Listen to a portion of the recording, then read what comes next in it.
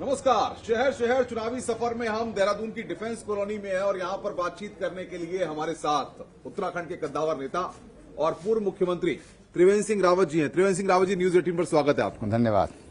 उत्तराखंड चुनावी मोड में है, लगातार प्रचार हो रहा है जी। त्रिवेंद्र सिंह रावत की भूमिका क्या है? त्रिवेंद्र सिंह रावत पार्टी के कार्यकर्ता हैं और वर्षों से पार्टी का काम कर रहा हूं। मैं कहूं कि 30 वर्षों से पार्टी का काम कर रहा हूं, तो इस चुनाव में भी पार्टी का काम करूंगा। पार्टी के जो प्रत्याशी हैं उनको जिताने के लिए काम करूंगा। पार्टी जो जिम्मेदारी देगी उसको निभाऊंगा। सवाल ये है कि आपने पत्र लिख दिया कि मुझे इस चुनाव में नहीं लड़ना है, इस चुनाव में भागीदारी नहीं करनी है। उसके पीछे क्या कारण है? क्या आप नहीं चाहते कि सीनियरिटी जूनियरिटी का एक मसला सामने आया है, या फिर त्रिवेंद्र सिंह रावत का मिशन कुछ और है? नहीं, देखिए, मैंने 4 साल तक मुख्यमंत्री के रूप में उत्तराखंड राज्य की जिम्मेदारी निभाई है। इस बीच पार्टी ने कुछ और विचार किया, नए चेहरों को सामने लाई है। अब जब नए चेहरे सामने लाई है तो ऐसे में मुझे चुनाव लड़ना चाहिए या नहीं लड़ना चाहिए, इस पर मैंने विचार किया और मैं इस निर्णय पर पहुंचा। मैंने पार्टी नेतृत्व को अपनी भावनाओं से अवगत कराया कि मेरा ये विचार है और इसके बारे में पार्टी निर्णय ले कि मुझे चुनाव लड़ना है या नहीं लड़ना है। बदली परिस्थितियों के हिसाब से मुझे पार्टी के लिए काम करना चाहिए, ऐसा मेरा मत है। इस सवाल ये भी होता है कि आप इससे पहले बीजेपी के लिए कई राज्यों में प्रभारी की भूमिका अदा कर चुके हैं, तो अब आप संगठन में काम करना चाहते हैं, दिल्ली जाना चाहते हैं, क्या एम्बिशन क्या है त्रिवेंद्र सिंह? नहीं, देखिए, पार्टी हाईकमान जो भी जिम्मेदारी देगा, अगर दिल्ली की जिम्मेदारी देते हैं तो दिल्ली जाएंगे, यहाँ की जिम्मेदारी देते हैं तो यहाँ की जिम्मेदारी निभाएंगे। लेकिन मन में टीस है कि मैं उत्तराखंड की सेवा अगर आगे और करता बतौर नहीं, मुख्यमंत्री। देखिए, सेवा राजनीति सेवा का एक माध्यम है और यह भारतीय जनता पार्टी मानती है। लेकिन सेवा करने के और भी तरीके हो सकते हैं, संगठनात्मक दृष्टि से भी सेवा कर सकते हैं। हम अगर प्रदेश में भारतीय जनता पार्टी की एक विचारों की सरकार बनाते हैं जी, तो उससे भी प्रदेश की सेवा की जा सकती है और राज्य को लाभ पहुंचाया जा सकता है।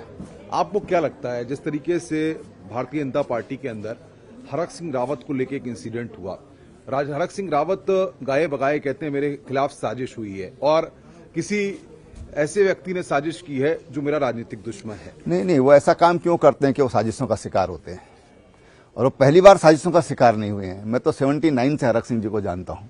हमारे वो जूनियर रहे हैं, 1 साल उम्र में जरूर हमसे थोड़ा सा बड़े हैं, लेकिन हम उनको कॉलेज लाइफ से जानते हैं कि उनके जीवन में कितनी तरह की घटनाएं हुई, कितने इंसिडेंट और कितने एक्सीडेंट हुए। हम उनकी एक एक चीज को जानते हैं। तो आपसे क्यों वो इतना टसल? वो हमेशा हर किसी से नाराज रहते हैं, ये उनका स्वभाव है। और कब किससे उनकी लड़ाई नहीं हुई हमको बता दीजिए। हम तो प्रत्यक्ष राजनीति में वो 91 से हैं। 89 में भी वो चुनाव लड़े थे, लेकिन 91 में वो पहली बार विधायक बने और कल्याण सिंह जी के मंत्रिमंडल में राज्य मंत्री उनको बनाया गया। तब उम्र भी उनकी बहुत छोटी थी और इसलिए उनका जो राजनीतिक जीवन है, मैं समझता हूं कि उत्तराखंड और जो राजनीतिक लोग हैं वो बहुत अच्छी तरह उसको जानते हैं, समझते हैं। उनके क्या क्या उनका काम करने का तरीका है, किनको काम मान आउट कराने में आपकी भूमिका कुछ रही? नहीं, अब किसी के कारण से कोई बाहर नहीं जाता। अच्छा, किसी के कारण जाता था, कोई जाता है या तो अपने कर्मों से बाहर जाता है या फिर जो उनकी मानसिक अस्थिरता है, अपरिपक्वता है, उसके कारण जाता है। जब आप मुख्यमंत्री थे तो माना जा रहा था कि हरक सिंह रावत आपके साथ कंफर्टेबल महसूस नहीं करते थे, आप पर भी दबाव बनाने की कोशिश करते थे। देखिए, मैंने कभी भी दबाव में कोई राजनीति नहीं की है और न दबाव में कोई निर्णय लिए हैं, न निर्णय बदले हैं। हरक सिंह रावत हूं चाहे कोई हूं, मैंने उसकी कभी परवाह नहीं करी। मैंने जो सही होता है उसको मैं स्वीकार करता हूं और जो मुझे गलत लगता है उसको मैं कभी भी स्वीकार नहीं करता। किसी तरह के दबाव के कारण अनेक मौके ऐसे आए जब तमाम केवल राजनीतिक ही नहीं बल्कि प्रशासनिक भी निर्णय आए कि साहब इन पर ऐसा एक्शन होना चाहिए, वैसा एक्शन होना। मैंने कहा जो कानून जो कहता है, नियम जो कहते हैं उसके अनुसार ही होगा। किसी की दबाव में किसी भी निरपराध व्यक्ति को हम दबाएंगे नहीं, उसको अपराधी जबरदस्ती राजनीति के कारण हम उसको अपराधी नहीं बनाएंगे। लेकिन हाँ, अगर कोई गलत है तो उसको गलत हम करने नहीं देंगे। सवाल ये कि 2017 की अगर बात करें, जब कांग्रेस में बिखराव हो चुका था, भारतीय जनता पार्टी की लहर थी, केंद्र में जो है आपकी सरकार थी, आप डबल इंजन की बातें लगातार चुनाव प्रचार के वक्त उस वक्त कर रहे थे, तब भारतीय जनता पार्टी सिर्फ 57 सीटें जीत पाई। अब 60 पार का लक्ष्य रखा गया है। कैसे इस लक्ष्य को भाजपा पूरा करेगी? लक्ष्य रखा गया है ना, टारगेट है वो, उस टारगेट को अचीव करने के लिए कार्यकर्ता प्रयास करें, मेहनत करें, इसलिए ये किया जाता है। और 60 पार हो भी सकता है और उसके आसपास भी हो सकता है। तो ये तो टारगेट है, टारगेट अचीव होगा कोई जरूरी नहीं है, लेकिन टारगेट तक पहुंचना चाहिए, उसके लिए हमको मेहनत करना चाहिए, ये उसका मकसद होता है। सवाल ये है कि टिकटों का बंटवारा हुआ है, उसको लेकर बड़ा अंतर्विरोध है, तमाम लोग नाराज हैं। ऐसे में कोई ये कह रहा है कि ये त्रिवेंद्र गुट के थे, कोई कह रहे हैं कि तीरथ गुट के थे, कोई हरक गुट के लोगों को बता रहे हैं, और इसको लेकर के बड़ी अंदरूनी नाराजगी भी है। ऐसे में कैसे चीजों को मैनेज किया जाएगा? देखिए, मुझे ऐसा लगता है कि थोड़ा बहुत नाराजगी होती है। समान व्यक्तित्व के तमाम लोगों की आज पार्टी में बहुतायत है, कह सकता हूं मैं, और उनको लगता है कि इनका टिकट हो सकता तो मैं भी इस योग्य था। लेकिन टिकट तो एक को ही मिलना है ना, आखिर सबको तो टिकट नहीं दिया जा सकता, या टिकट ऐसी चीज नहीं है कि उसको पीस पीस करके और 10, 20, 25 लोगों में बांट दिया जाए। और इसलिए टिकट एक को मिलना है। थोड़ा बहुत नाराजगी होती है क्योंकि उनको लगता है मैं भी इस योग्य हूं। और हमारे लिए बड़ी बेहद खुशी की बात है कि हमारे पास ऐसे हजारों कार्यकर्ता हैं कि जो इस योग्य हैं, जिनको पार्टी के विचारधारा से जो जुड़े हैं और पार्टी ने जिनको इस लायक बनाया है, उनको विकसित किया है। क्योंकि नेतृत्व धीरे धीरे विकसित होता है, अचानक नेतृत्व विकसित नहीं होता। तो पार्टी में ऐसे लोग विकसित हुए हैं, तो मैं समझता हूं उसको थोड़ा बहुत अगर नाराजगी है तो सब मान जाते हैं, ऐसी कोई बात नहीं है। त्रिवेंद्र सिंह रावत ने जिन सपनों को सजोया, जिन सपनों को तैयार किया उत्तराखंड के लिए, क्या लगता है अगर बतौर मुख्यमंत्री आप होते तो उन सपनों को और पूरा करते, और जो आपने सपने देखे थे उत्तराखंड के लिए वो उसी रूप में पूरे होते जिस रूप में आप देखते हैं? देखिए, ऐसा है कि जब कोई सरकार होती है, उसका कोई मुखिया होता है, तो उसका निश्चित रूप से कोई विजन होता है और उस विजन के अनुसार वो काम करता है। अगर विजन नहीं है तो फिर वो भटकता रहेगा।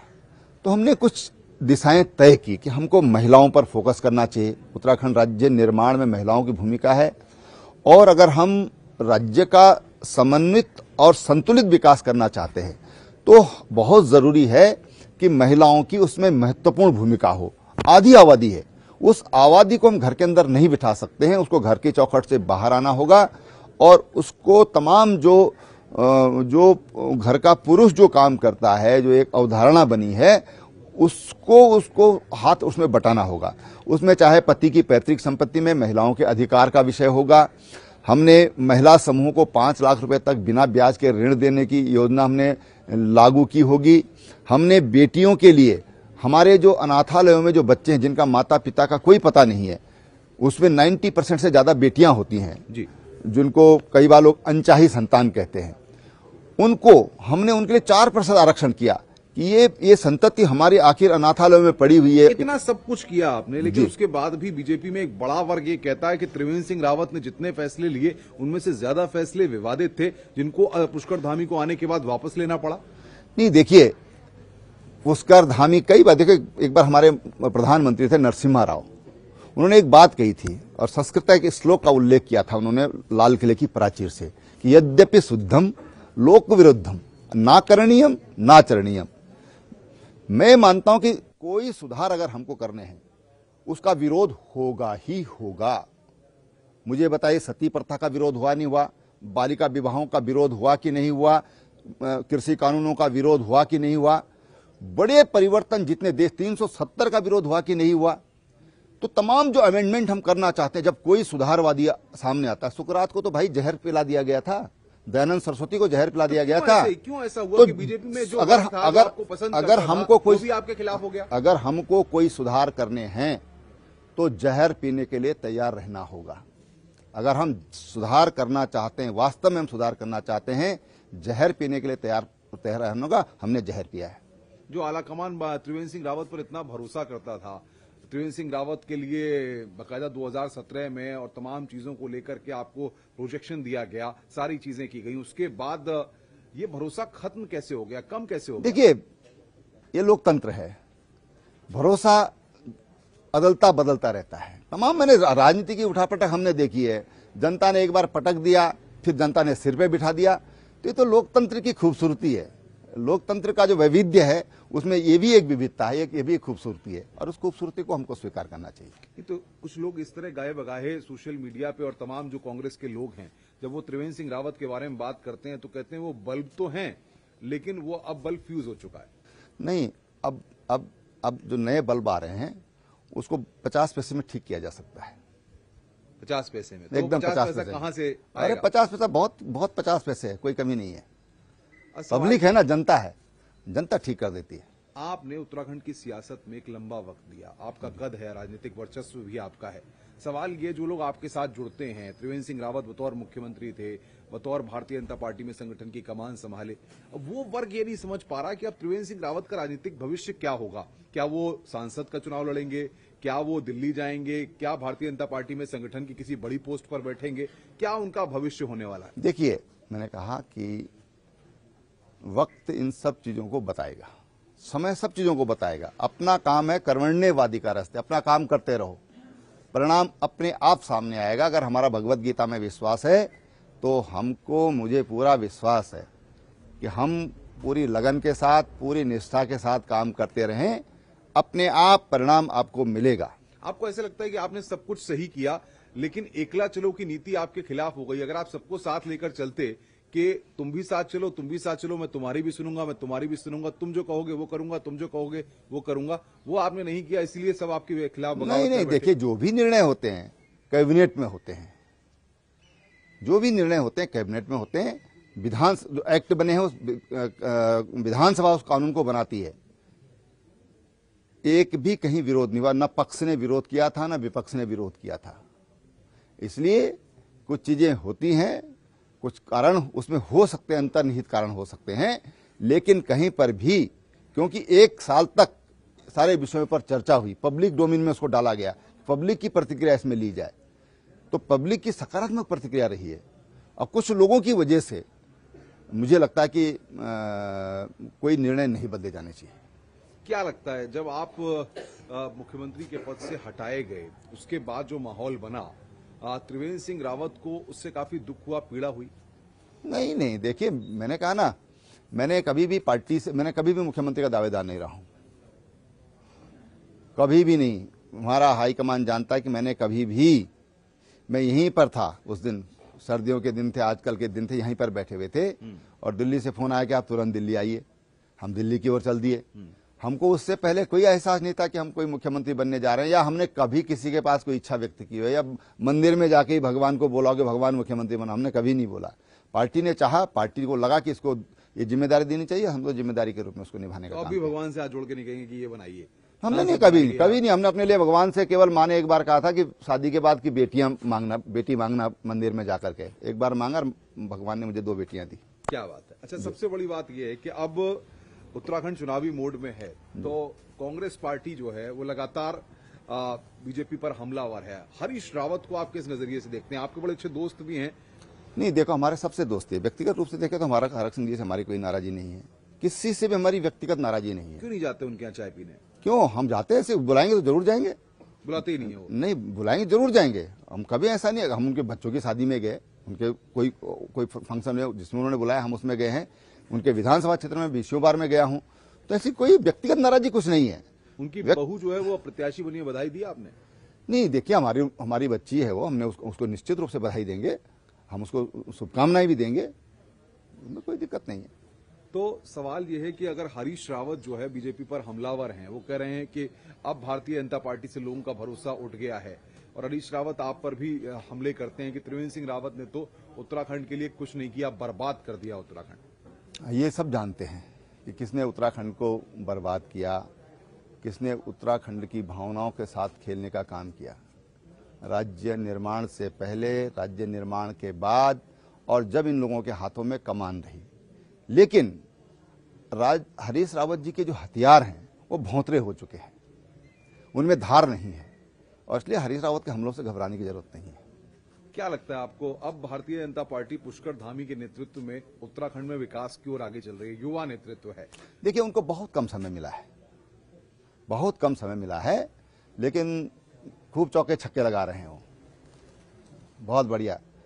और बहुत फुर्ती है, जोश है, उत्साह है। अपना अधिकतम समय वो पब्लिक के बीच में लगा रहे हैं। तो निश्चित रूप से पब्लिक के बीच में जाएंगे तो पब्लिक की समस्याएं सुझाव समझेंगे। दे रहे हैं, आप बता रहे हैं उनको क्या करना चाहिए। नहीं, सुझाव जब बैठते हैं तो जरूर देते हैं, मांगेंगे तो जरूर देंगे। अभी तक नहीं मांगे। सुझाव मांगेंगे जरूर देंगे, क्यों नहीं मांगते, मांगते तो भाई। उत्तराखंड की सियासत के धुरंधर नेता पूर्व मुख्यमंत्री त्रिवेंद्र सिंह रावत जी हमारे साथ। रावत जी, न्यूज 18 ने शहर शहर चुनावी सफर के लिए बाकायदा रथ तैयार किया है और इसको लेकर के हम उत्तर प्रदेश, उत्तराखंड और तमाम राज्यों में लगातार लेकर के जा रहे हैं। क्या कहेंगे आप हमारे रथ पर? नहीं, मैं आपको बहुत बधाई दूंगा कि शहर शहर चुनावी सफर, इस पर आप जनता की राय जान रहे हैं, जनता से सवाल कर रहे हैं, उनके सुझाव ले रहे हैं। मैं देख रहा हूं कि मुद्दों की पेटी भी आपने एक यहाँ पर बनाई है। जी जी, तो बहुत अच्छा है। अगर आप न्यूज 18 के माध्यम से जो दल चुनाव लड़ रहे हैं, कल जो सरकार बनाएंगे, तो जनता की बात आप उन तक पहुंचाने का काम कर रहे हैं। मेरी आपके लिए बहुत शुभकामनाएं। तो त्रिवेंद्र सिंह रावत जी हमसे बातचीत कर रहे थे, जिनका कहना है कि उत्तराखंड में भारतीय जनता पार्टी विकास के रोडमैप पर काम कर रही है और युवा नेतृत्व है। उन्होंने कहा कि पार्टी उनको आने वाले वक्त में जो भी जिम्मेदारी देगी उसका वो बखूबी निर्वहन करेंगे। नमस्कार।